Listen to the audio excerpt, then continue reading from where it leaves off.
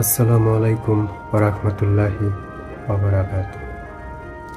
আমাদের দেশে কিছু রাজনীতিবিদ আছে, এমন কিছু রাজনীতিবিদ আছে, কেউ দাওয়াত দিতে চায় দাদাবাবুদের, আবার কেউ দাওয়াত দিতে চায় সেই পশ্চিমা সাদাবাবুদের।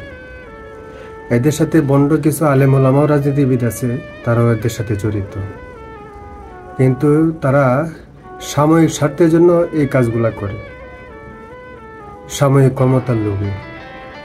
কিন্তু তারা এটা জানে না যে দাদাবাবুদের কবর দিলে, দাওয়াত দিলে, আমাদের এই দেশে আনলে আমাদের পরিস্থিতি হবে কাশ্মীর, উইগুর, আরাকানের মতো।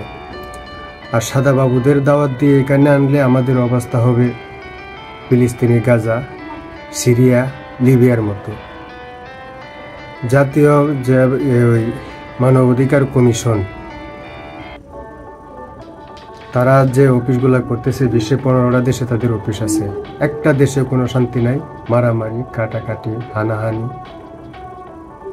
তো কিসের জন্য এই কমিশন অফিস? আবার একদল আলেম ওলামা বলতেছে যে ভারত প্রথম আলো যেহেতু এর বিরোধিতা করতেছে, তাহলে এই অফিস ভালো হবে। আর এই অফিস তো বিশ্বের 15টা দেশে আছে, আমি একটা নিজে দেখছি। ওই 15টা দেশে অশান্তি, ওই 15টা দেশে কোনো শান্তি নাই। তারা এত যদি শান্তি চায়, তাহলে ওই 15টা দেশে শান্তি নাই কেন? আজকে বাংলাদেশে মানবাধিকার কমিশনের অফিস হবে, এই অনুমোদন দিয়ে দিয়েছে তত্ত্বাবধায়ক সরকারের প্রধান উপদেষ্টা। আমাদের বাংলাদেশের সামনে খুব ভালো দিন নাই। কিছু ছাটুকার আলেম ওলামা আছে, রাজনীতিবিদ আলেম ওলামা, তারা এর সাথে সংশ্লিষ্ট, জড়িত।